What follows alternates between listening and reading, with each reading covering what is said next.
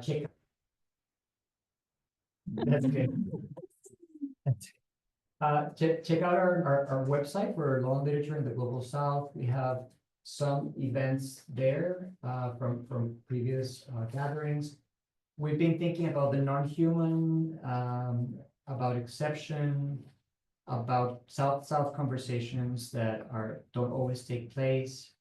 We've been taking exception from liberal legality as the only framework available to think about law and to connect with cultural production. We've been subsuming the law under cultural production and thinking of law, culturally. And today, I think we don't have folks from the law school joining us, maybe online, but they have, just for the record, they have been quite involved and they'll be happy to learn more about today's event. So I just wanted to give everyone a warm welcome, tell you a little bit about the institutional framework, namely Stanford Global Studies and the research group Law and Literature in the Global South. And I'll pass it over to Joe for more introductions. I have the great pleasure of introducing Amanda Smith, Associate Professor of Literature at UC Santa Cruz. Dr. Smith's research explores cultural responses to environmental crises in Latin America, with particular emphasis on Amazonian and Indian context. Her 2021 book, Mapping the Amazon, Literary Geography After the Rubber Boom, examines how stories told about the Amazon in canonical 20th century novels, and especially recommend the chapter on La Voragine, both wrote against and upheld extractivist visions of the region that continue to impact it today. Also, that's being translated by Uniandes now. So yeah, pretty excited. Yeah. Our next book project, The Nature of Conflict, Rivers, Resilience, and Reconciliation in Colombia, considers a context in which rivers are gaining rights as victims of Colombia's armed conflict, and asks how art, literature, and film might exceed and therefore complement legal language that tries to make sense of non-human experiences of war. Over to you. Okay, thank you so much. Thank you for that. Oh, thank you. Very kind. Thank you for those lovely introductions. Thank you so much to Joe and Hector for facilitating this visit. Hector actually invited me to a different series and I was like, oh, I can't do that. And he's like, okay, we'll find a way. So that's so generous of you and I really appreciate it. I'm really happy you're my first oral audience for this work. So it's a very new project for me. The only other people who have read this is my writing group, who are very amazing people that I love, but it was por escrito, no? So I'm going to do kind of a long introduction to this project because I really want to contextualize it for you. And I want to start a little bit by explaining how what I'm going to share fits into my larger project, which is a book that right now at least is about 4 rivers or river basins in Colombia and the more than human impacts of Colombia's more than half a century internal conflict in those regions. And so the broader context for this project is this moment of planetary crisis that we are all living through and that future generations will have to live with. And as we realize more and more the way that human economic systems, institutions, ideologies, and practices have harmed the earth, one strategy to defend non-humans has been to instate the rights of nature. Of course, the rights of nature are now famously enshrined in Bolivia and Ecuador's constitutions, and the legal rights of nature have been institutionalized at the national and local levels in countries throughout the world. In Colombia, in the wake of the 2016 peace accord, several rivers have been granted legal rights by the courts. The Atrato River, a ver si funciona. Ahí va. The Atrato River, which runs through the Choco region of Colombia, which is the focus of the first chapter of my book, was granted legal rights at the state level in 2016. It was only the 3rd river in the world to be conferred legal personhood. The other 2 were the Whanganui in New Zealand and the Ganges in India. In each case, these legal precedents were set largely thanks to grassroots organizing in New Zealand by Maori activists, indigenous peoples and ecofeminists in India, and Embera and Afro-descendant riverine communities in Choco. These legal gains are indisputably important, right? In Colombia, for example, they have resulted in resources designated to testing the health of the water and its people. They have found astounding levels of mercury in the Choco region, primarily due to gold mining. So this is a still from a short documentary called Atrato NN Now. And this is this woman's mercury results. And so the green is the acceptable level and the red is what her levels were. So blood, hair, and urine. However, on a practical level, educating people about rivers' rights and implementing them has proven difficult. My project acknowledges the importance of such legal cases and also examines the limits of juridical discourse and practice for understanding or trying to approach a non-human's experience of war, in this case, our rivers. I explore across 4 chapters how cultural and artistic production might communicate something about a river's entanglement with war that can and perhaps should complement the necessarily anthropocentric language of the law in efforts to establish healthy relationships with waterways. So my focus is on the Atrato, as I mentioned, the Cauca, the Guaviare, and the Magdalena. And then I found this map on the internet for this talk, and I was like, oh, I should probably consider these other river basins. So in progress work. The main course of my chapter on the Magdalena is the documentary Réquiem NN, which many of you saw, by Juan Manuel Echevarria, and that's going to be my focus today.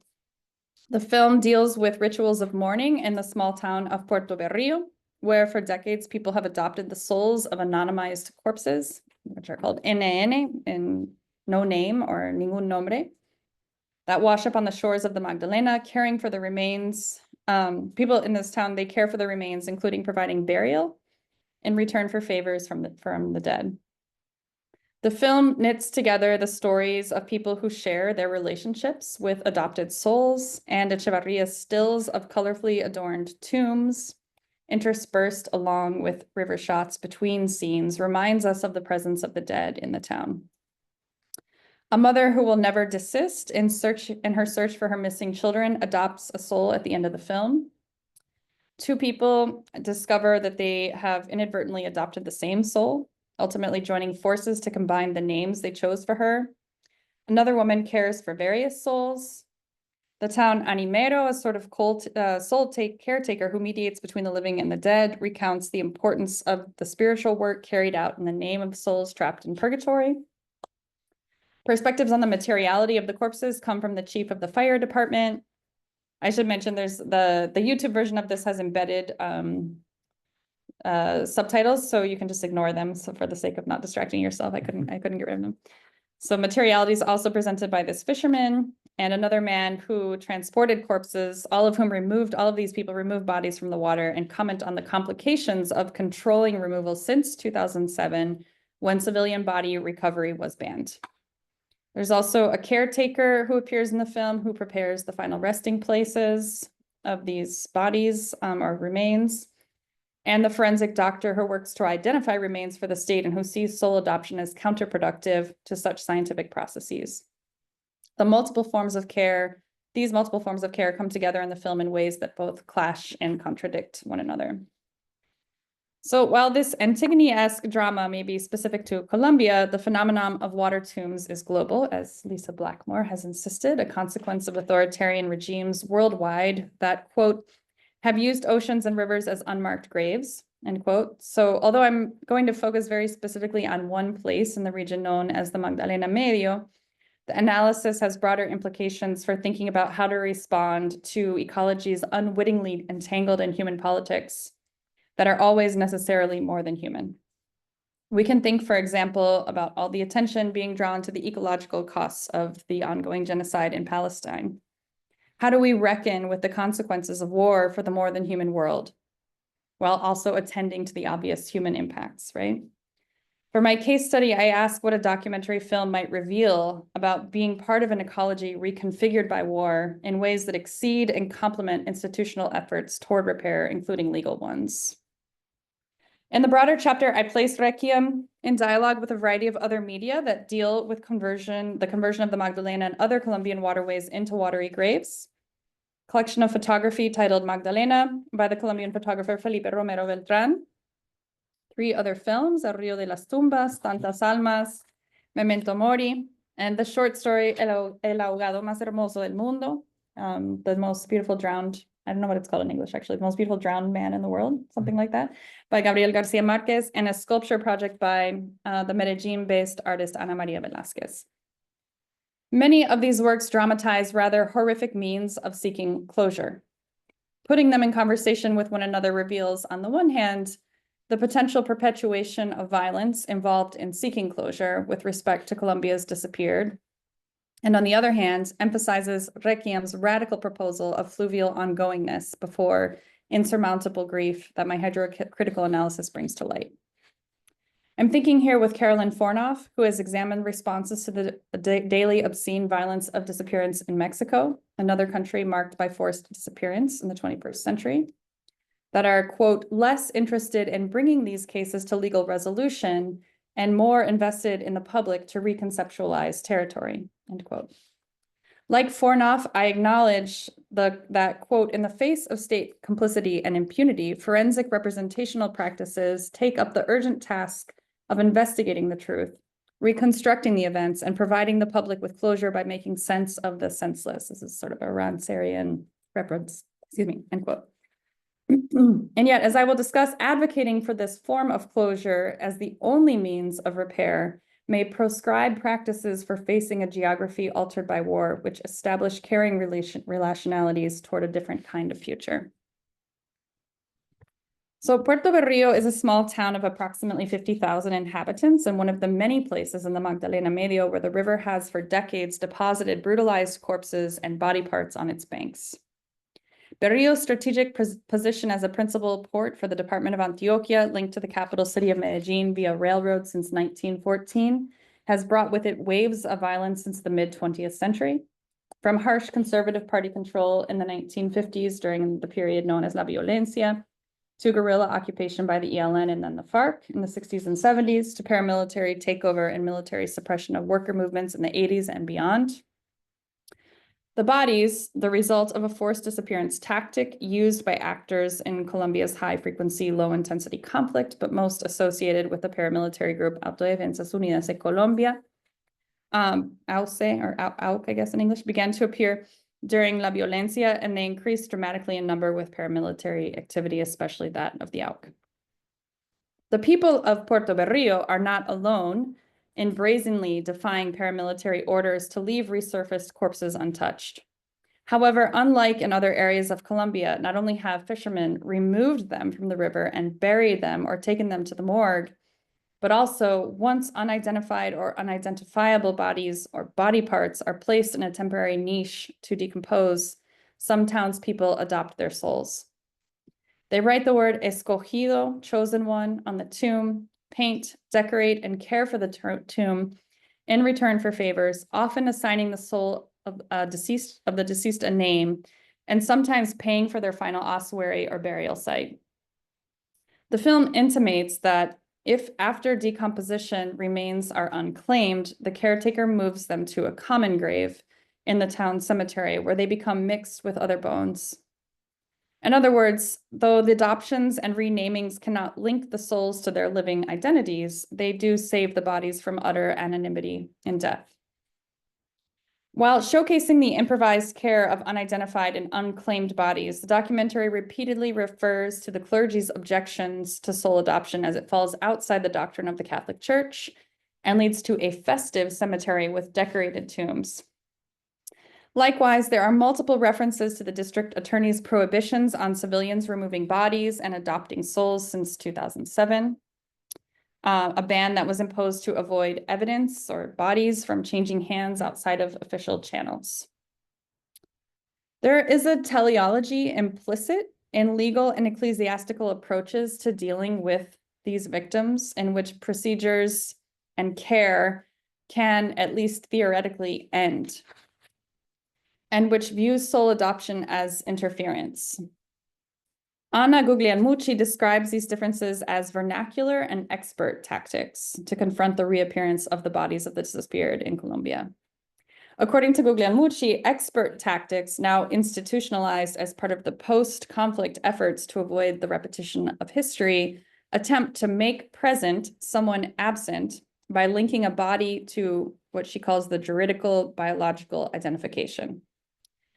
This focus assumes a vanishing point on the horizon where the work of caring for bodies can end. On the other hand, the power of vernacular improvisations, such as those of the people of Berrío, for example, consists of making present the souls of bodies that are there already, a continuous evocation. The opposition to vernacular tactics by, and this is a quote from Guglielmucci, she lists off all the people that are opposed. So mayors and governors, local city agents, representatives of the Catholic Church, members of the Cuerpo Técnico de Investigación de la Fiscalía and the Instituto Nacional de Medicina Legal y Ciencias Forenses, suggests a transitional justice process invested in the concept of closure. By contrast, one of the film's most salient visual motifs deals with the fluvial concepts of load and deposition. When a river slows, it deposits sediments eroded upstream that it can no longer carry. Wait, who is the river expert here? It was you. Okay, I'm so nervous. A river can also pull and deposit larger loads, boulders, trees, dead bodies. Sociopolitical violence in the Magdalena Medio has also both literally and metaphorically eroded the fluvial ecology, creating new loads, in this case, human cadavers. In the context of the forced disappearance associated with the armed conflict along Colombia's waterways, deposition, in this case of human bodies, has been one of the most prominent, if not shocking, qualities of the country's rivers. Réquiem, unlike some of the other works that I examine in my chapter, never shows the bodies, instead replacing them with trees and tree parts eerily similar to human limbs, dragged along by the current. The work of a river includes the continuous cycle of carrying and depositing such loads. As Nick Middleton explains, quote, larger particles are transported along the stream bed by rolling, sliding, or bouncing movement known as saltation.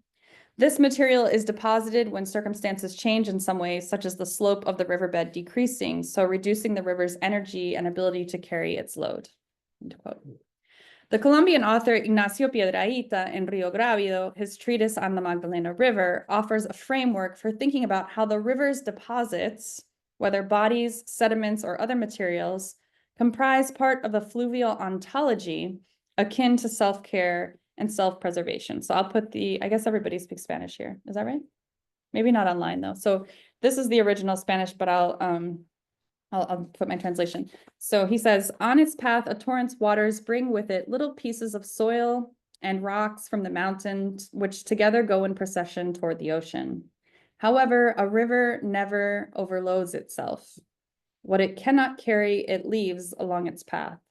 Other waters will take charge later. Through Piedrahita's lens, resurfaced bodies become part of the load that the river can no longer continue to push downstream. As Janine Clark has suggested, thinking aqueously leads to quote, the larger point that harms, like water, can never be neatly contained.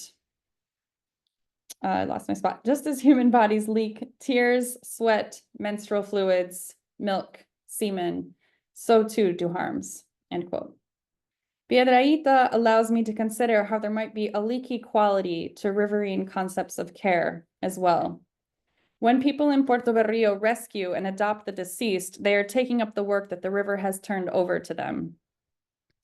So Blackmore and Alejandro Ponce Leon, that's the last one, I swear, with their work, their community-based work around the Bogota River have explored how to care for a river. But the concept of deposition urges us to think about how to care like the river. The river deposits what it can no longer pull and surrenders that load to its shores. If the work of a river in an ecology of conflict necessitates receiving and transporting the excesses of war, what can we learn from the river about what to do with the heavy impacts of violence? How can cultural production on these topics help us think through the concept of deposition in order to care with and like the river in collaboration? With these provocations, I propose to think about the human deposits along the Magdalena in Réquiem as part of a fluvial ecology of care. Echevarria insisted to me that the river's centrality to the story of Puerto Berrío was imperative. The river is the one who brought those bodies. Likewise, Juliana Martinez, in her analysis of the film, observes, quote, the amount of time dedicated to the Magdalena in Réquiem NN, as well as the emphasis on its ceaseless movement, turns the river into a spectral sight that haunts the film's viewers. The long sequences devoted to the incessant flow of its waters, where we see and hear nothing other than its current, force us to look at it and reckon with it, quote. The Magdalena's prominence in the film's composition becomes apparent in the first few seconds of the first scene. The documentary begins by announcing the director and the film studio against a black screen. After the words presentan appear, the soft gurgle of flowing water breaks the silence of the inhabitants. The black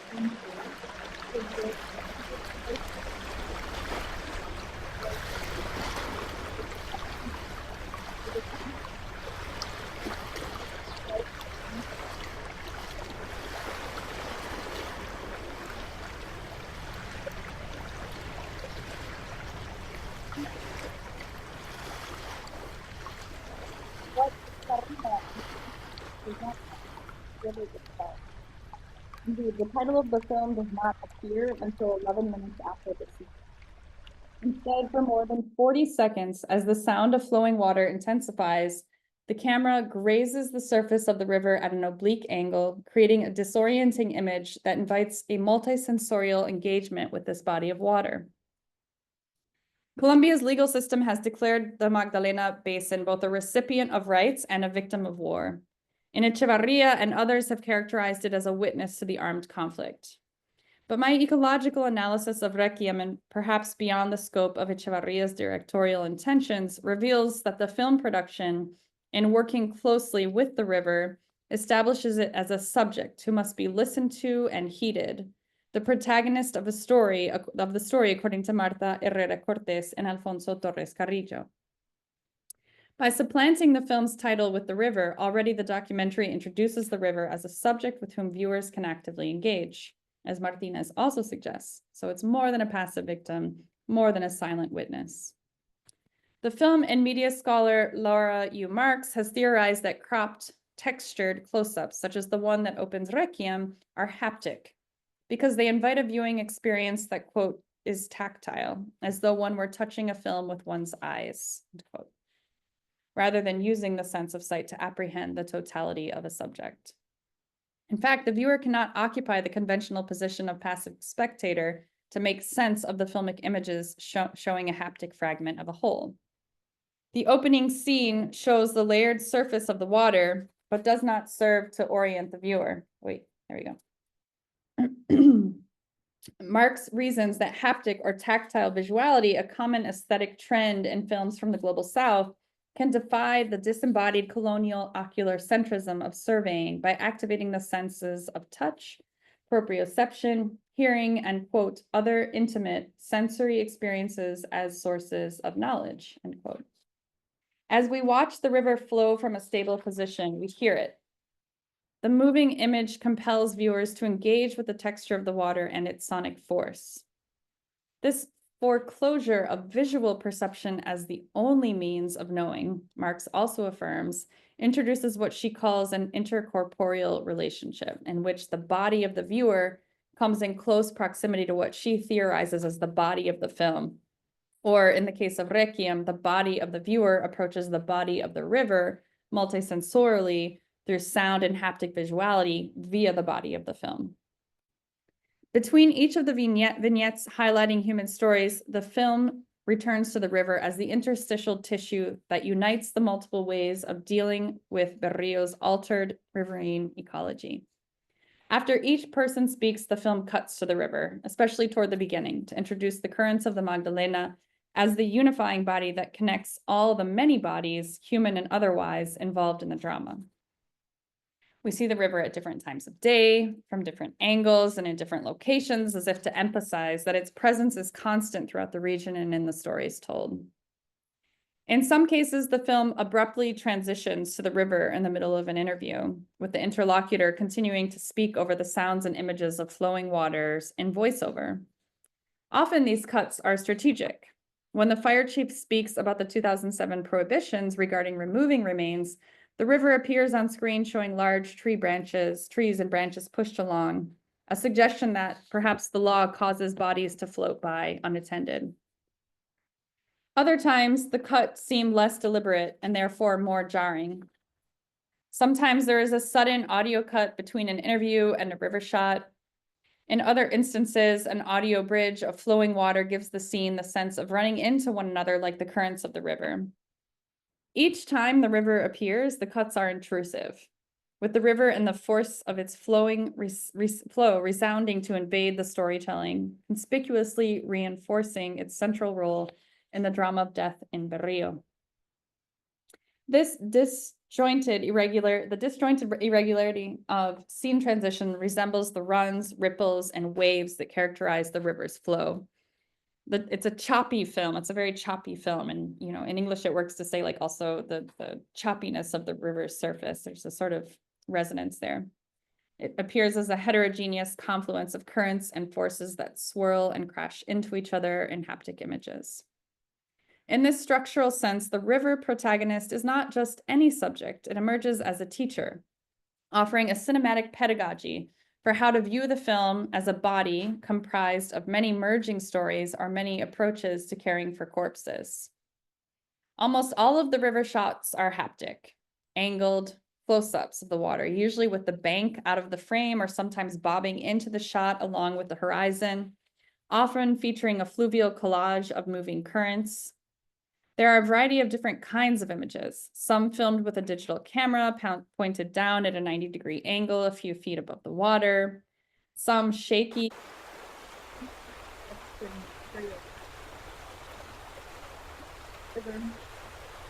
Often camera moving.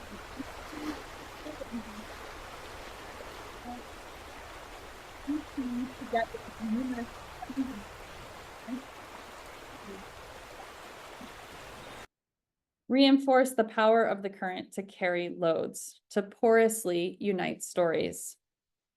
The fluvial audiovisuality thus teaches viewers to experience the river as a force bridging the lives of the living with the afterlives of the dead. Crucial to this fluvial pedagogy, the river never appears alone in any of these shots. Its waters carry trees and branches. The current flows past heavy trees, repositioned roots up. Light dances on its surface at night. The bow of a boat cuts through the current. The hands of a fisherman gut a fish off the side of his canoe a few inches above the water.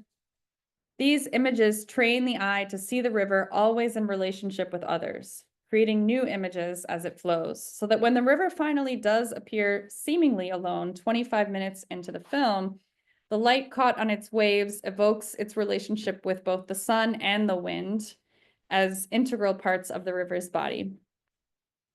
As the film invites viewers to haptically engage with the river as a subject, it also reveals the river as a composite in constellation with other beings and bodies. Additionally, the camera never shows the river panoramically to situate it in a broader geography and capture its size. Instead, the constant sounds of moving water and other riverine creatures and the diverse shots of the water's surface reiterate its connection to a broader ecology sensorially. By considering the river shots as a fluvial pedagogy, the stories of the people who care for the souls of the anonymized dead become part of the broader relational ecology. By replacing human corpses with trees, rather than omitting them outright, the film's river pedagogy draws a direct comparison between soul adoption and river deposition. By juxtaposing images of human body-like trees in the river with the stories of those who adopt the souls, the film establishes a correlation among the bodies of the victims of forced disappearance, their care, and the river's loads. Most of the time, the river shots feature the current pulling something along, trees, branches, vegetation. The relationship between these loads and the bodies as a load introduced by war is sometimes subtle. A tree that resembles a human with limbs is dragged by the force of the water. Sometimes the references become more explicit. Over an aerial shot, we hear the fire chief's voice. Después de muerto, tiró al río. O sea, una doble muerte. These words, a large stick lands in the center of the frame, a stand-in for a human body thrown to the current. Each time he mentions pulling bodies from the river or bodies being left in the river, the camera cuts from his close-up to deformed trees and vegetation in the current. The film's trees thus suggest metonymically that victims of forced disappearance have become a new characteristic of the river's load. The editing choice to frequently return to river shots suggests the permeability of the damage caused by armed conflict. That is, the fact that, as Janine Clark suggests, damages cannot be contained in one body. The river carries what it can, and when the people adopt souls, they are engaging in a kind of fluvial care, taking up the work that the river cannot do on its own, preventing the ecology from overburdening itself, to harken back to Piedrahita's description of the river's flow. Soul adoption thus emerges as more than human care involving the river, the living, and the dead. The promiscuity of the harm of war carried by the waters and given to the townspeople invites more than human considerations of war in the Magdalena Medio and in Colombia more broadly. Some suggestions of war as a transcorporeal disturbance affecting many beings, and I'm thinking about Stacey Alamo's concept of transcorporeality, are understated. Again, there's trees eerily similar to bodies with ripped and amputated limbs that circulate in the waters throughout the film, metonymically signaling the river's altered flow. These presences incessantly remind viewers that the suffering and harm relayed in the interviews have non-human implications. At other times, the ecological leakiness of the damage of war emerges quite literally in the stories of those who have touched and been touched by the deposited bodies. Quique, a man who for years gathered corpses and transported them to the morgue on his tricycle wagon, also assisted the coroner without any personal protective equipment. When he explains that due to so much contact with the formaldehyde, from one moment to the next, the image went away, the screen fades to black, visualizing his loss of sight, which was also accompanied by an altered sense of taste. Everything tasted like blood, he said. In an earlier scene, the cemetery caretaker is shown wearing a mask while clearing out niches, an image that foreshadows the dangers of Quique's later confession of not using a mask while handling cadavers. Forced disappearance seems to cause death to penetrate the air. The new conditions created by terror tactics permeate the ecology, creating dangerous loads that nonetheless must be cared for. The disruptive sensorial movement of the Magdalena in Réquiem clashes with any sense of a closed timeline for care or for harm, like Quique's blindness that persists after he can no longer legally recover bodies. The film frames the river as a body of water whose flow has been permanently reorganized by war, where a telos to repair is not possible. Whereas Réquiem's fluvial care is collective, more than human, and open-ended, the church, the state, and many Colombian mourners understandably seek an end to the distressing disruption of forced disappearance in the lives of individuals. A large body of scholarship addresses closure in the form of exhumation and forensic identification as a form of reparation in contexts of forced disappearance throughout Latin America. But Réquiem suggests a temporality of care that is, as Maria Puig de la Bella Casa has described in her analysis of more than human forms of care, quote, tiresome, involving a lot of hovering and adjusting to the temporal exigencies of those cared for, end quote. The river is the teacher in the film who models and inspires this constant action with the overwhelming visuality of flows with loads, a reference to the interminable movement of load and deposition. In the film, closure and ongoingness, though, are not mutually exclusive. They merge in the story of Blanca Nuri Bustamante and her disappeared children, the only story of someone in Réquiem who is actively searching for missing loved ones. Nuri Bustamante walks the streets of Berrio with an artist-rendered image of what her daughter Lisette would look like after years of disappearance.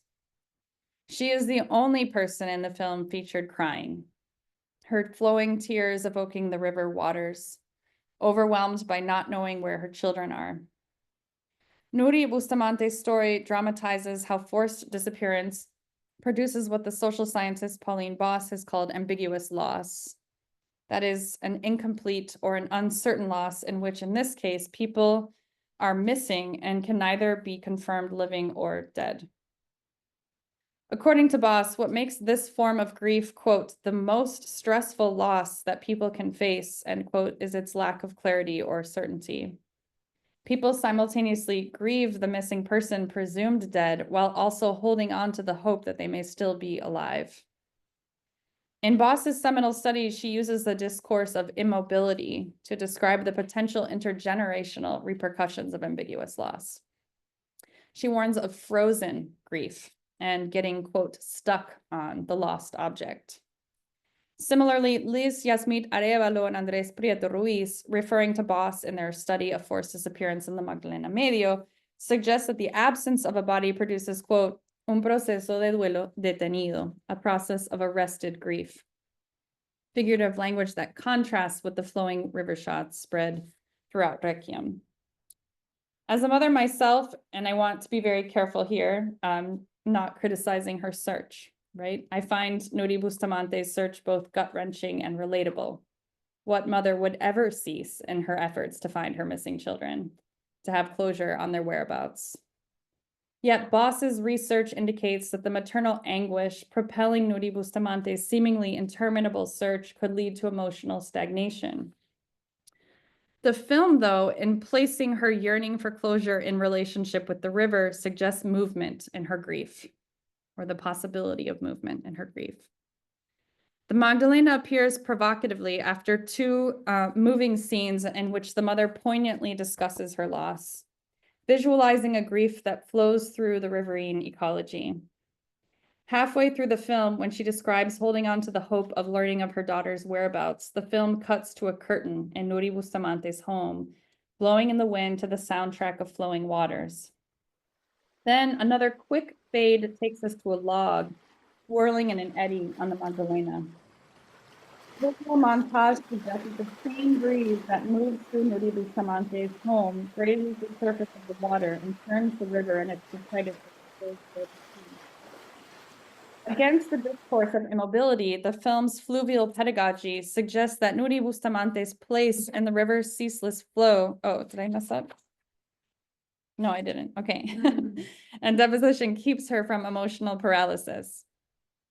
Psychologist Nancy Burns has argued, quote, "It is not the mere presence of closure as a concept that is a problem." And in fact, it's really a fascinating thing I learned from reading her study is that closure appears as a concept in the 1990s. So it doesn't, it's invented, right? Like many things. So it's not the concept that's a problem. Difficulties arise, this is still the quote, when people believe closure has to be achieved in order for them to move forward, end quote. In Réquiem, desire for closure coexists with the need for ongoing care. Ambiguous loss will not immobilize the mother's grief because as she continues her search, she does not turn her back on the river's deposits. Eventually, she accepts her inevitable involvement with both her missing children and the souls of the bodies that come in on the current. The film seems to gesture toward closure in the end with its longest, slowest shot. Nuri Bustamante paints green lettering on the blue tomb of her escogido, giving the soul her missing son's name. The neatness of this denouement in an otherwise chaotic fluvial composition seems to suggest the filmmakers wanted to find a way to end her story hopefully. This bookend to the story of Berrio might seem at first like a form of closure. Sorry, I lost my place. But after watching the mother search through the film, after witnessing the emotional struggle of living daily with missing children, viewers know that this adoption is a beginning, not an end. The mother will continue to search for her missing son, just as she gives his name to someone else whom she will also care for. Indeed, this is not her first adoption. Earlier in the film, she laments losing track of an adopted soul when its body was moved while she was away from Berrio seeking medical attention. Multiple forms of care cross one another through her story and throughout the film itself. The search for missing children, medical care for one's own body, and the long-term commitment to soul adoption. The ongoingness of a river's fluvial care of deposits is not about loss or grief. The river does not mourn. But Réquiem nonetheless relates the work of the river to carry its loads to the weight of carrying grief. The river's work to incorporate new loads produces new life in the film, new meaning for the ecology of war. Near the end, when Nuri Bustamante speaks about her desire for peace in Colombia, she asserts through tears, "And I feel that the way I feel must be how many families feel in this country, maybe in the world." The film again cuts to the river, this time showing an image that has appeared continuously. A large tree turned on its canopy, teeming with life from its exposed roots, an image of rebirth, connected audiovisually to collective grief. This motif also appears after the vignette of two people who come together to care for the same soul. Sometimes voiceovers sonically relate this upturned tree of life to the adoptions. Fluvial care for the metonymic loads of war produces life in unexpected places. Of course, the new life created by the river is material, whereas the soul adoptions, though involving material practices, move toward the spiritual and the symbolic. But given the film's emphasis on the river's materiality, the analogy, I think, is more literal than metaphorical. New forms of life emerge relationally out of the soul adoption as an extension of fluvial care. For Boss, as for the anthropologist Vina Das, whom she cites, what allows people to go on, again, the discourse of mobility, with their lives when faced with unimaginable violence is making meaning. And Boss even indicates that, quote, meaning is found relationally, end quote. She's referring to human relations. But Réquiem NN suggests that in Puerto Berrío, such relationality is more than human, involving humans, non-humans, and the dead, in a process of sustained meaning-making, along with and in response to the river. The fluvial teacher's lesson is how to coexist with and as part of a geography marked by forced disappearance, and perhaps improbably draw from it new life by taking responsibility for riverine deposits collectively so as not to overburden any one being. By structuring the film around provocative images of the river's loads and emphasizing the unseen corpses as part of the river's deposits in an ecology of war, Réquiem NN emphasizes that the river, as Piedrahita indicates, only carries what it can in this new waterscape, letting go of what it can no longer bear. The care modeled in the stories of Réquiem only functions in a culture where all beings answer the call to care, even when it contradicts prohibitions. It implies carrying the burden of care, establishing creative relationships with the materiality of violence. It also allows for, or rather requires, letting them go when they become too heavy, trusting that others will take up the deposits elsewhere. It also defies the idea, as many others have, that the armed conflict can be considered over. Sediment still rises, bodies still wash ashore, missing loved ones will still be grieved.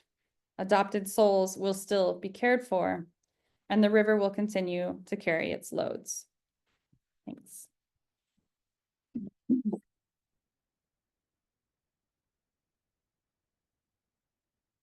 Very much, Amanda. Could I invite you to turn on your camera? Oh, yeah. Oh my gosh, I'm so sorry. I did not, we didn't want you to. Oh, I'm so sorry. That's what I intended. Let's see. How do I can exit out of this now, no? Because they don't need to see Yeah, that. you don't need to share your screen anymore. How do I stop? Oh, stop share. Okay. And if anyone who's with us virtually would like to turn on their own cameras, you're welcome to do so, but also don't feel obliged. I see familiar faces and some of the folks who were here yesterday watching the film together with us here. The floor is open for questions and comments. I have a lot to say, but I'm going to hold the. Sometimes it's good it's a heavy topic, so it's good to just take a breath. How are you doing wine-wise? Oh, you're good. You're good. Just check. So maybe I'll break the ice. Thank you so much for that amazing talk and for the care that you put into analyzing the phenomenon, of course, given its historical context and backdrop. It takes a lot to do that. And I appreciate it. So I wanted to share a conversation that we had in this room recently, and in light of that, maybe ask a question. So Okay. the conversation that might be on several of our minds has to do with Rosaura Martinez, a philosopher at UNAM. And she gave a paper recently on the notion of what she calls antigonia, Mm, as an the antigonic condition, if you will, which she describes as a third libidinal economy, as an alternative to mourning and melancholia, right? With the idea there being you are melancholic when you don't get over stuff, and you are mourning when eventually you do get over stuff. And she says in studying what Joseph Weber studies, Mexico, and disappeared care, that there is we cannot deal with either melancholy or mourning. Instead, these are acts of public mourning that are forms of solidarity, and melancholy is notoriously private. Mourning only has a certain public component, but it doesn't have what she describes as this, third libidinal economy that mobilizes desire differently. And then what I'm hearing is a lot of affinity with your work, but also maybe a call for a fourth libidinal economy. So the question I wanted to ask you, just piggybacking on that conversation, is what can you tell us about grievability? There's some folks that get to be grieved, others not. So I guess vicariously, animistically, religiously, how does that in your corpus, not just the film, but how does it work? And it's a real question. It's not like I have the answer. It's like a question. I mean, I feel like it's a beautiful question, and there's like part of me that wants to answer it like from my own life experience, and then, to think about the project as well. Yeah, I mean, I think colloquially, I think we often think of healing or repair as like being over something, right? And actually, I think I saw this on like an Instagram post the other day, so forgive my non-academic reference, but I saw some kind of meme that was like, healing is actually learning how to live with the pain. And I think, in terms of the grievability, I'll just say briefly about, I was talking to Joe about Tantas Almas, which I kind of like juxtapose with this film because it's fiction, right? But it's a story of a father whose both of his sons go missing the same night. And he spends the whole film looking for them in the river. And he finds one. I mean, it's like very improbable. He pulls a body from the river and it's his son. And he's kind of transporting the son, and then he's trying to find, this is going to be a spoiler. So he's trying to find the second son, and he can't find him. He looks everywhere. He exposes himself to great danger, right? So this is something I talk about, is like when you're looking for closure, you're sort of like perpetuating violence in some way. Again, I say that from like a very non-judgmental place, as someone who would do anything to find my children if they were missing, but there's a sort of way that this film shows that there's a perpetuation of violence, both by exposing his own body to violence, and then what he ends up doing at the end of the film is he digs up, his son has a hand deformity, a congenital hand deformity.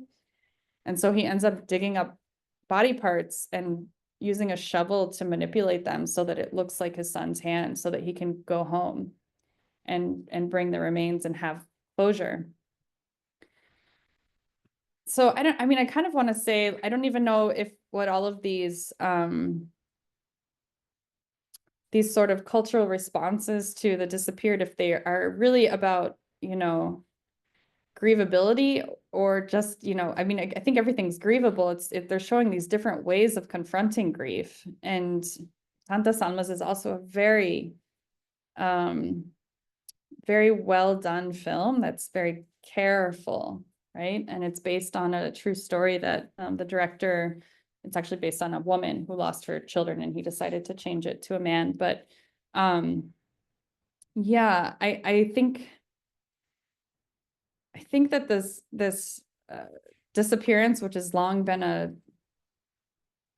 tragedy and a trauma in Latin America, it it changes relationships to grief. It creates these experiences or these circumstances that we don't have the tools to deal with. I don't know if that answers your question, but I think,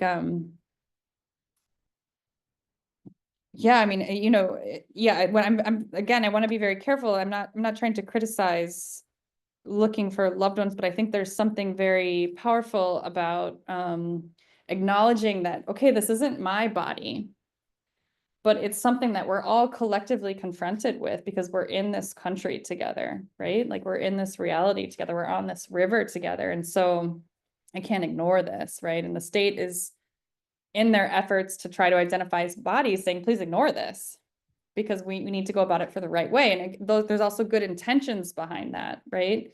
But also in Berrio, if the remains aren't identified, they just go into a mass grave, making it even more complicated to identify the remains, right? And so there's just these different institutional pressures that are, that don't see eye to eye.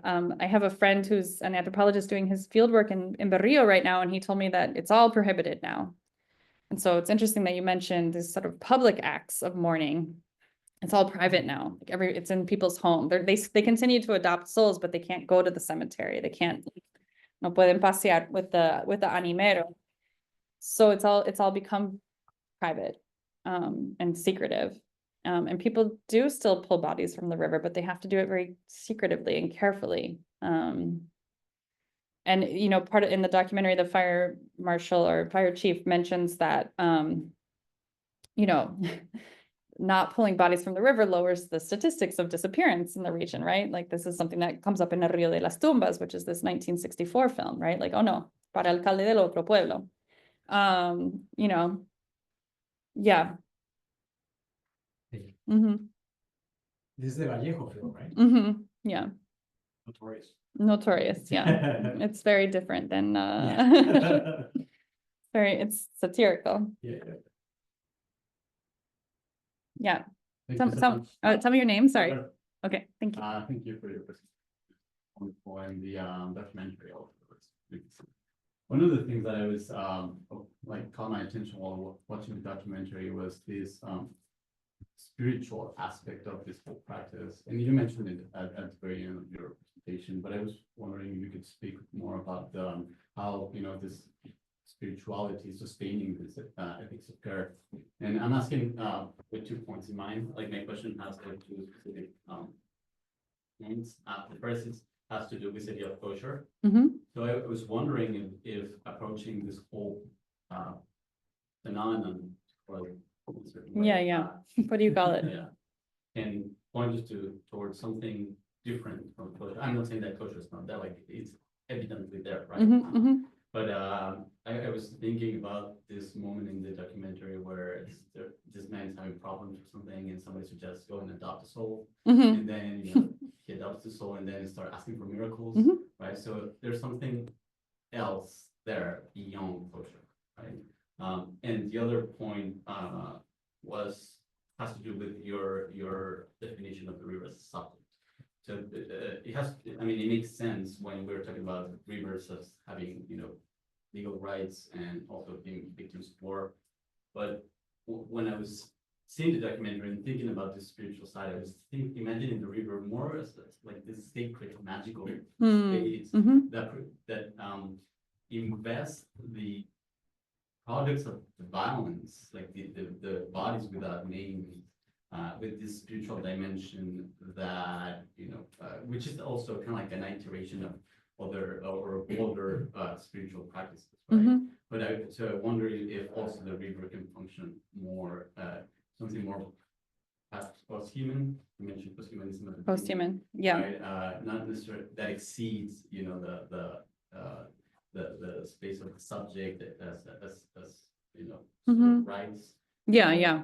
So I was wondering, like, what do you make of this spiritual dimension? How does it fit in your argument? Yeah. Thank you so much for that. I will say, I didn't say this in the talk, but I say it in my chapter that this practice of soul adoption precedes la violencia. And so it's a long time practice in this region and perhaps in other regions as well. And there's this belief that the more violent someone's death has been, the more they can concede favors, right? And so it's actually sort of a fiction in the documentary that it's directly related to El Conflicto Armado, right? That's something that the documentary sort of knits together, or it doesn't say it, right? There's no voiceover narrator. So we're just kind of like led to believe in the film that this is directly related to the armed conflict. Although also the film has been criticized for being apolitical, which I sort of disagree with, because it's not like the film that makes it apolitical. It's the violence of disappearance that, you know, anonymizes the people so that we can't, because the critique is that they're adopting like FARC or AUSE along with victims of war. Like they don't know who this is, and that is somehow depoliticizing the armed conflict, but it's not the film that does it, it's disappearance that does that, right? It's this practice. Okay, me fui por las ramas y okay, the spiritual aspect. So yeah, so I think it's a sort of fiction that the film weaves or like leads us to believe that it's like very much related to this practice. And that's why I think the film is trying to show us, look, here's this, you know, so what I'm trying to say, I guess, is like the practice precedes bodies showing up in the river, but the film very much ties these adoptions to the river, right? So it's sort of this, that's why I think the film is trying to, or maybe my analysis is trying to show that like this film allows us to think about these soul adoptions as sort of being inspired by the river. And then in terms of, yeah, subject, I'm not thinking about like legal subjecthood when I say subject. I am sort of thinking about this kind of idea of a non-human being, right? And I'm really thinking with Martina Broner, who does really beautiful work on media and in the Amazon, and thinking about the ways that the forest is a co-creator of media. She has a book that will come out soon that's beautiful. Highly recommend. And it's interesting. So for the whole book that I'm writing, I'm using a lot of interviews to ask the people who are making the films and the photographs and whatever, like in what ways the river participated in the production, right? Or caused issues with the production, or, you know, had to be taken into account as a co-author or a co-creator. And I will admit that in terms of Réquiem, it was like the most disappointing series of interviews, because Juan Manuel does not do his own filming, right? Like he has like a whole crew that kind of puts things together for him. So first I asked to him, and he kept WhatsApping me back and being like, no, Amanda, es que el río, no, you know, like he was like, no tuvimos ningún problema. And I was like, really? Because the shots are pretty shaky, like, you know. And so then I was very unsatisfied with his responses. So I like found the cameraman on Facebook and I reached out to him and we did a whole interview, and same thing. He was like, yeah, no, it was fine. You know, we didn't have any problems. And I was like, really? What about, you know, this? Whereas when I talked to other people like Felipe Romero Beltran, who has this series, where did it go? Of photographs. Here we go. This one looks very still, but he films a lot of the eddies, or he has photographs of a lot of the eddies. And I asked him, like, what was it like to work with the river? And he said, no, el río es un monstruo. And so he talked to me a lot about the difficulties of photographing the river, and like that he had to get up super early because it was the only time of day that there were clouds, so that the light would be filtered in a way that wasn't too intense. And so he was thinking a lot more about the river being involved in his artistic process.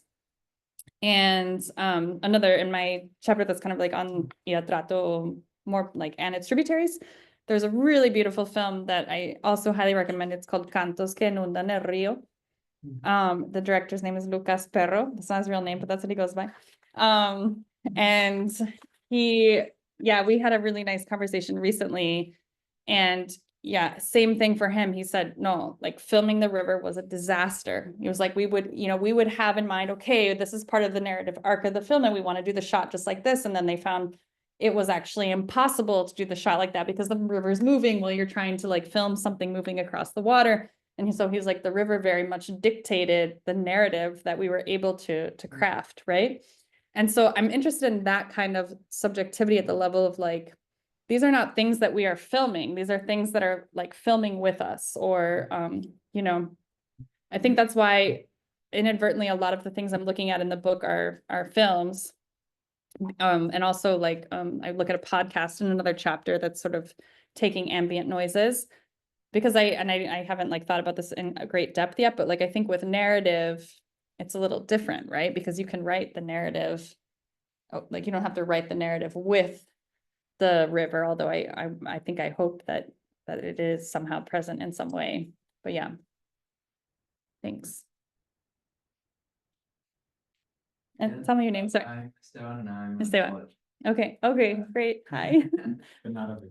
Oh, okay, great. Go on. Of the law. I really like your presentation. Thank you. The way you like mixed the movie with your talk was very engaging. Thank you. And I wanted to ask about closure. I really like the argument that you said that the movie presents or moves away the vision from the premise of closure and instead it puts the attention in an engagement of the public with the ecologies of the river. Mhm. I think that's a like very good strategy. Also, like I'm thinking like in the aftermath of the US election, it was also a very good idea to focus on legal battles against Trump. Right. Instead of focusing on The long term. Yeah. changing people like Yeah. minds and perception. Yeah. But like I'm thinking of closure and usually like the law promises closure. I agree with that, but usually it doesn't bring closure in the term. Like even when there's a sentence, judicial procedures, you can, I don't know, like appellate. Like Yeah, what's happening, Same, appeal. you can appeal. And if like there are many instances of appeal and then the laws can change. So it's like Yeah. it promises closure, but it's always like something that can change a procedure. Yeah. That can always like bring. So I guess my question, one is empirical and it's how in Colombia the transition, like what's the transitional process of justice, the justice transitional process, how did that promise closure? Yeah. And the other one is more about the movie, how does that engage with that promise of closure? Yeah, I mean, so I would say, ¿cómo se llama? La unidad de búsqueda de personas por desaparecidas. Okay, so this like UPBD, is that right? DP. Okay, there's this unit that, works to find and to identify the remains of the missing, right? I was telling somebody before the talk that I was in Manizales at the end of August and like ended up having breakfast for someone who works for this state entity. And so I was like, oh my God, I'm so glad you're at my table. I have so many questions for you. And I said, like, how often, so I only know about this like very colloquially because I have friends that have worked on the US-Mexico border to try to find people who don't make it, right? And one of my friends used to work for this NGO where, family members in Mexico essentially will call her if they haven't heard from their relative, and then they have to do everything they can to see if they can find out where the person is, and they almost never find them. It's very rare, right? And so I asked this person, like, how often do you have success? And she was like, it is very low, right? So that's why I think like it's important to go to the film. I think that's why it's important the film allows both form. Like the state wants to prohibit these alternative mourning practices that are like, I think, trying to confront the fact that we might never know, right? We might never know where these people are. And so there's this other way of confronting like the unconfrontable. And like, why can't they coexist? Like, why can't somebody adopt a soul, bury it, and then later they can come in and exhume the body and identify it because it's in its own burial spot, right? I don't think anyone would oppose that. Like, as the film shows, we have a mother with missing children, so she would obviously understand if another family wanted to exhume the body of her adopted soul, right? So I think the problem that the film really lays bare is when you prohibit you know, if we're not, if closure is a sort of fiction, which is something I end up saying in the chapter, like comparing it to these other films that use fiction to achieve closure. So closure itself is a kind of fiction, which I actually, like, years ago, when I first got my first year, I taught El ruido de las cosas al caer, which is also a film about desperately searching for closure. And like, you know, I remember like before my undergrads being like, this is the message of this book. The message is you must move on without closure. Like, this is what it is saying. Like, you cannot find, or like another book that does this really well is Extremely Loud and Incredibly Close, right? It's Jonathan Safran Foer and this child looking for clues about his dad who died in 9/11. And you think you're gonna find the thing, like the missing piece, and it's gonna feel good, and like you can't ever get there, right? So the idea that you can like have closure, which was invented as an idea in the 1990s to sell closure to people, in forms of like funeral rites and expensive industries that sort of like take advantage of grief and mourning. Like this is a sort of fiction. It doesn't mean we should stop looking for people, but it means we have to like allow other ways of confronting. I mean, I think that that's what the film does for me. It's like, let's do both. Let's flow like the river and take on what we can, and at the same time, yeah, allow this work to be done. I mean, the thing that I find so contradictory about the film is that, you know, especially this guy, he's always, I guess, sorry, the people at home can't see my screen. I'm sorry. I'm showing the forensic doctor who's trying to identify the remains. He's like, he looks like military to me. I mean, look, you know, he's very like thinking very empirically about everything and the whole, and he keeps saying over and over again, like, they're, you know, they're messing everything up. And but it's almost contradictory because, but how?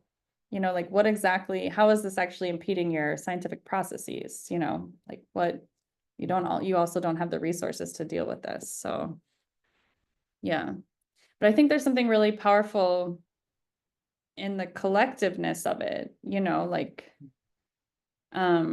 anytime you encounter grief, whether it's in this sort of political context where it's a national mourning, or like, you know, everyone has experienced loss in their life, and we could acknowledge that. That's just me speaking as a person. That was not my, yeah. Thank you. Thanks, Amanda. I also really enjoyed the talk, and I haven't seen the film before, so I was really appreciating to see it. And I think that the point you're making about, I guess, the laboring of care and grieving, Yeah, versus the finitude of closure makes me think of the tensions between history and memory in terms of how we memorialize and what that means. And the image I just kept having all the time you were speaking was another space very far removed from here, which is the unfinished memoria in Bogota. yeah, Right, which is this concrete structure, you know, encircled by these fences, which doesn't get finished and is there in this sort of also limbo of purgatory of its own kind, which is also kind of poetically speaking to what you're looking at. Yeah. The sense of one of the issues with the river, where it can be an antagonist for memorialization, right, is that it doesn't stop. right. So there's something of the deposition of the river which creates this instance of like an archive, that something has to be done with it, right? And I think it's interesting that you're saying that you can and probably have to do both. Yeah, There's some form of spatial and social practices around accounting for that thing that's going to be there. And at the same time, there's ongoingness, which is just kind of not what's happening at all in this other space, which is supposed to be yeah, one of the most important symbolic spatial forms of organizing. That and just made me wonder whether you're reading this in conversation with other practices of memorialization and what role they have as kind of counter points to the practices you're looking at, and that are kind of so generatively, I think, being unpacked in in the ongoingness precisely, which I'm also anticipating has to do with, as you talked about in Atrato at the beginning, the way in which toxicity also Right. is in our bodies in the same way that grief does. So Yeah. I wonder whether you're having conversations with these kind of fixed spaces that are trying to do a very different type of coping work within this. I mean, I'm not, but thank you for the idea. Yeah, I mean, the other monument it makes me think of course, is like the melted down FARC weapons, right? ¿Cómo se llama? Yeah. And it's like, again, this is a monument that is supposed to mean it's over. Look, it's over. Here's all the weapons melted down, and now you can walk across the floor. When obviously there's other armed groups that still have their weapons, including FARC that didn't turn over their weapons that defected, right? Yeah, no, I'm not doing that directly, or I haven't thought about doing that directly, but I think it's a really good idea. You know, I think the sort of spectacle of closure that could be a monument or memorializing in some way, or even, you know, the sort of spectacle of the signing of the peace accords, which is again an important ceremony, like a needed ceremony, like a catharsis. And at the same time, like, you know, I mean, I'm just like a literary scholar in a university in California. So I'm like, what is my place to say this? But like, can we have these sorts of memorials that also acknowledge this sort of ways that, that there's still work to be done, right? Or like, and then there was something else I was going to say about what, you mentioned. Yeah, I really like how you said the laboring of care. I think it's daunting. If you take it on, it's daunting, right? And yet I think, like, as this film shows, if you consider it as collective work, it's like you don't have to just do it on your, like, you can let it go when it's too much. If there's a sort of communal understanding that somebody else will take it on. Yeah, but I like your suggestion. May I interject with a question? Yeah. Oh, right. Virtual audience. Thanks. I'll read. This is a question from Tanya. How did the practice initiate? When proper burials are given, do caretakers of a graveyard benefit financially? The film brought observations of community and faith, a very creative way to contend with an undesirable situation. If helpful to know, it brought to mind when I asked my grandmother, then living across from a graveyard, who wished to pay respects to her deceased loved ones afar, consider adopting a nearby unknown marked grave to visit. While giving it strong consideration, she decided against it due to the absence of family support. I think we needed to see the film in 1979. Thank you. Where was that at? Can I ask Tanya? Tanya, I don't know. I think Tanya can hear you. Yeah, if you can hear me. I'm a member of the community, a patient in the Stanford clinic, so I appreciate the opportunity to learn more when possible. In Fremont, in the East Bay, California. She's from Denver. My grandmother. So here, okay. Yeah, I mean, I thank you for these questions. I don't know the answer, and I've tried to find the answer. I don't know exactly how they initiated. They didn't only initiate in Puerto Berrio. Like, from my understanding, this is more widespread, this idea that adopting souls that were violently killed can bring you favors. And then when the proper burials are given to caretakers of a great part benefit financially. That's a really excellent question.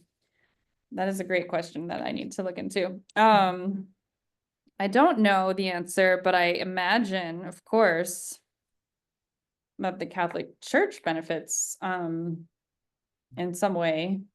But again, there's no proper burial at all if they're not adopted, right?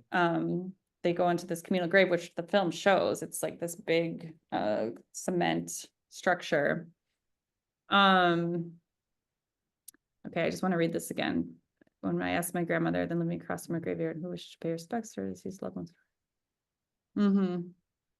The family support, was that her, like, not support from her family or from the family of the...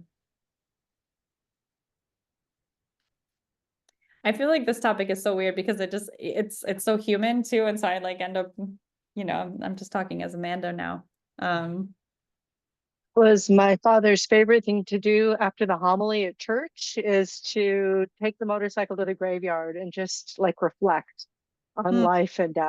And that was her son. And it was her siblings, I think. They all weren't too keen on the idea. Maybe they thought that someone would observe her and know the grave and it wouldn't be appropriate. But Yeah. I just thought if you have that longing, then we're all connected, that kind of thinking. And I'm just so curious in other parts of the world too, what they do. I mean, from being from the Bay Area, I can't imagine. I mean, I've seen a dead body on the Stinson shores once, and it's like, ooh, but for that to be normal, I can't imagine that. Well, go to any California mission and it's very normal, right? This isn't I can just say I went to Misión San Juan Bautista, and really striking behind the mission, there's a graveyard with crosses in the ground. And there was like a docent there. And I said, why are these unmarked? And he said, oh, those aren't real graves. This is just a mass graveyard. And we just put those crosses up for decoration. And I was like, whoa. Just sort of like the freeness with which he said that, I was like, and it's not just there. It's not just where they put the crosses. The mass grave is beyond that. It's akin to like what's they're finding in Canada now. Yeah, this isn't some, I don't think you have to go outside of California to have this be part of your reality.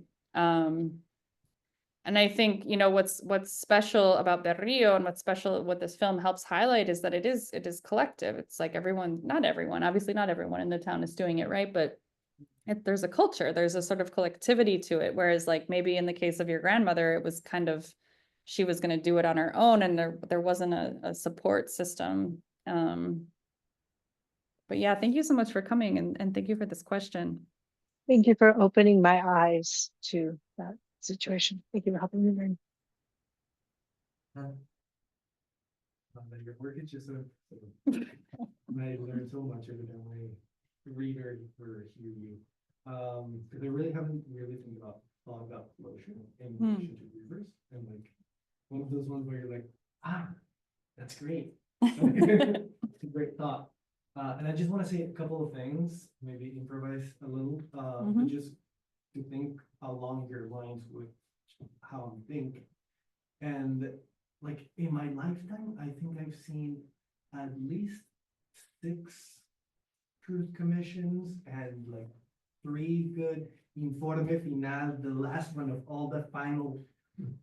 And I think Colombia overall is a country where we have never been able to do any form of closure. And I think that that's the nature of the politics of Colombia. And I say this, before working also with rivers, I work with human rights. And in that context, once I've heard somebody grieving about how the Bolivar's army took the lands of his great-great-great-great-great-grandparent. So Bolivar original. So closure is something that it's a fantasy and something that's absolutely politicized. And there has been always, every 10 years, there's a new closure. And then that layer, the pursuit of closure, there's also the incapacity to do closure that comes with just living in a world where life is absolutely violent. I always think about like how, because that is also something that the anthropological studies weren't able to do at the time. How did people in the La Violencia during the 40s and 50s actually stop violence, came to reconcile and start working on the mill? So there has always been a tradition of getting together, although we hate and kill one another, which is the fratricidal logics of Colombian violence, which maybe speaks back to what Tani was saying. How did this practice begins? Yeah. Maybe there's no beginning. Yeah. Actually, there's a beginning to the idea of closure in itself, to the fantasy. Yeah, thank you, because that reminded me of the other thing I wanted to say in response to Lisa, which was, Were you done? I'm sorry. Yeah, Okay. In terms of toxicity, you know, the scholarship on toxicity talks about this kind of same idea that like toxicity is to talk about toxicity assumes that there's a pure body somewhere that's not contaminated, right? You all got microplastics in your bodies, you know. When did that begin? I mean, was there a moment when things were like, probably not, in your lifetime at least, like it was in the womb, it was in your breast milk, like speaking of leakiness. And so, you know, another piece of literature that I love that talks about toxicity, it's so brilliant, and the protagonist is Amanda, is Distancia de Rescate by Samantha Schweblin. And, you know, the Amanda is like this prissy woman who comes to the countryside with her daughter and kind of like really distance herself from everything going on, and then ends up, I won't tell you the book because you should read it, but anyway, toxicity is important in this novel, in the whole novela, she's trying to figure out when it started. When did it start? And the Tito is that no, there's no beginning. Like, it's whether you came from Buenos Aires or not, like the toxicity is everywhere now, right? And now I forgot everything that you said because I remember that thing, but yeah, like there's no beginning and there's no end. And maybe Colombian history allows us to see that very clearly, because these cycles of violence, you know, have a very long history. I mean, even Cien Años de Soledad is about closure and the impossibility of closure in a way, right? It's like, oh, if I could just decipher these, you know, I can finally know. And then, you know, it's just a circle. So yeah, I mean, I think, yeah, that is, I'm trying to remember. Yeah, this film too, Memento Mori, which is pretty, I think it's 2023. Similarly, it's very oniric and it's very beautiful. But it again has this this decapitated, is it the head? I think the decapitated body washes ashore, and then the animero is tasked with trying to find the head, and he does find the head, you know, again, like, what, you know. And while he's looking for this closure, it's like there's like a violence to the fiction of closure, you know. In Rio de las Tumbas, the violence to the fiction of closure is that, you know, well, we don't want to have to deal with closure, so we're just going to pass it off to the next town. In El Ahogado Más Hermoso del Mundo, this town, it's when I met with Juan Manuel, he was like, I read that short story and I was like, oh my God, this is Réquiem, actually. This short story is Réquiem. It's a very similar story. It's not a river, it's the ocean. But this huge, beautiful body washes ashore and the whole town adopts it and they call it Esteban. And they take care of him and they make him beautiful. And then they throw him over a cliff. And there's this moment where the story describes like the long wait before it plopped. And it's like, and they say something that sort of anticipates not closure, that like maybe he can come back whenever he wants, so that he can come back whenever he wants. But there's this sort of like they've made him into a subject, like caring for him in this way. And they come together and they call him like es nuestro. And then they make him into an object again to have this like moment of closure to all this care, you know? Yeah. I want to suggest we adjourn with the recording. Yeah, okay. And Bye. thanks to everyone who's on Zoom.